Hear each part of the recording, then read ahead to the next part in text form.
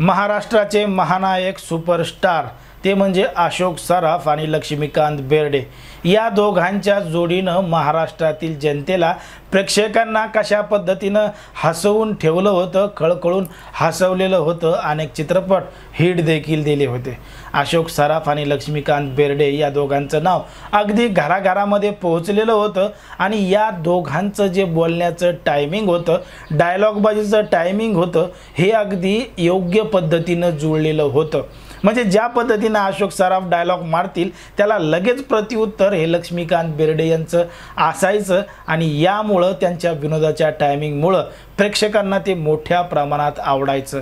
आता ही जी जोडी आहे ती एकमेकांच्या नावाशिवाय पूर्ण होऊ शकत नाही आणि यांचे जे चित्रपट आहेत चित्रपटामध्ये कशा पद्धतीने डायलॉगबाजी आहे, दोघांची कॉमेडी आहे, हे सुद्धा आपण पाहिलेलं आहे। पण मात्र लक्ष्मीकांत बेर्डे यांचं काही वर्षापूर्वी निधन झालं आणि निधन झाल्यानंतर अशोक सराफ यांची मोठी पंचायत झाली। कारण की एका टीव्ही चॅनलच्या मुलाखतीमध्ये स्वतः अशोक सराफ यांनी त्यांच्या मनातली गोष्ट बोलून दाखवलेली आहे की लक्ष्मीकांत गेल्यानंतर त्यांची पंचायत कशा पद्धतीने झाली, नेमकी अशोक सराफ यांची काय पंचायत झाली, त्यांच्या मनामधली कोणती गोष्ट समोर आली, हे आपण अगदी सविस्तरपणे पाहणार आहोत। पण जर तुम्ही अजूनही आपला चॅनल सबस्क्राइब केलं नसेल तर लगेच सबस्क्राइब करून घ्या आणि बाजूला असणाऱ्या बेल नोटिफिकेशनला सुद्धा ऑन करायला विसरू नका। तसं पाहायला गेलं तर महाराष्ट्रातील महानायक सुपरस्टार नाव म्हणजे अशोक सराफ आणि लक्ष्मीकांत बेर्डे यांचं। या दोघांनी 70 पेक्षा जास्त चित्रपटामध्ये सोबत काम केलेलं आहे आणि यांचे काही चित्रपट तर अगदी मोठ्या प्रमाणात सुपर डुपर हिट सुद्धा झालेले आहेत। त्यामध्ये काही नावं आहेत, ते नावं म्हणजे अशी ही बनवा बनवी नाव आहे, बाळाचे बाप ब्रह्मचर्य आहे, धूम धडाका आहे, शेजारी शेजारी आहे आणि हे दो चित्रपट अशोक सराफ आणि लक्ष्मीकांत बेर्डे या दोघांचे मोठ्या प्रमाणात गाजलेले आहेत। आता चित्रपट कशामुळे गाजले तर या दोघांचं सुद्धा बोलण्याचं जे टायमिंग होतं, डायलॉगबाजीचं टायमिंग होतं, हे अगदी अचूक होतं आणि लक्ष्मीकांत बेर्डे यांनी अशोक सराफ यांचं बोलण्याचं टायमिंग हे अचूक पद्धतीनं ओळखलेलं होतं। लक्ष्मीकांत बेर्डे यांचा हा एक आगळा वेगळा अभ्यास होता। कारण की विनोदी शैलीचं टायमिंग कसं पकडायचं, कुठल्या डायलॉगवर कुठला डायलॉग मारायचा, तोंडाची मूवमेंट कशी करायची, एक्सप्रेशन कसं असलं पाहिजे, कधी नाराज झालं पाहिजे, कधी हसलं पाहिजे, कधी रडलं पाहिजे, हे जे संपूर्ण टायमिंग आहे हे टायमिंग लक्ष्मीकांत बेर्डे आणि अशोक सराफ या दोघांमध्ये अगदी उत्तम पद्धतीनं जमलेलं होतं।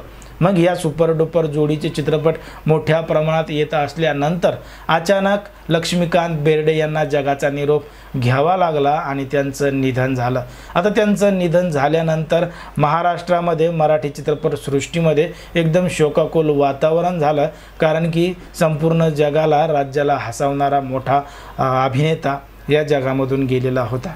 त्यानंतर हळूहळू लक्ष्मीकांत बेर्डे यांच्या चित्रपटांची आठवण अनेकांना होऊ लागली। त्यांच्यासोबत काम करणारे जे काही कलाकार होते यांना सुद्धा लक्ष्मीकांत यांची कमी भासू लागली आणि त्यापैकीच एक नाव असलेलं ते नाव म्हणजे अशोक सराफ यांचं। कारण की अशोक सराफ यांनी आणि लक्ष्मीकांत बेर्डे यांनी अनेक चित्रपटामध्ये काम केलं होतं आणि लक्ष्मीकांत गेल्यानंतर अशोक सराफ यांच्या साथीदारीला दुसरा अभिनेता असायचा, पण मात्र त्याच्यासोबत अशोक सराफ यांचं टायमिंग जुळत नव्हतं, जे टायमिंग फक्त लक्ष्मीकांत यांनाच जमत होतं।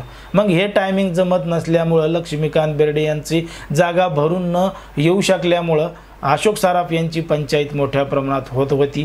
कारण की समोरच्याने अभिनेत्याला कशा पद्धतीनं डायलॉग समजून सांगायचा, यांची नेमकं डायलॉगबाजी काय आहे, त्याची काय आहे, हे कुठंतरी जमत नसल्यामुळं अशोक सराफ यांची पंचायत मोठ्या प्रमाणात होत होती। ही त्यांनी त्यांच्या मनातली गोष्ट कॅमेऱ्यासमोर बोलून दाखवलेली होती। महाराष्ट्रातले महानायक सुपरस्टार अभिनेते लक्ष्मीकांत बेर्डे, अशोक सराफ यांची जोडी आपण अनेक चित्रपटामध्ये पाहिलेली आहे।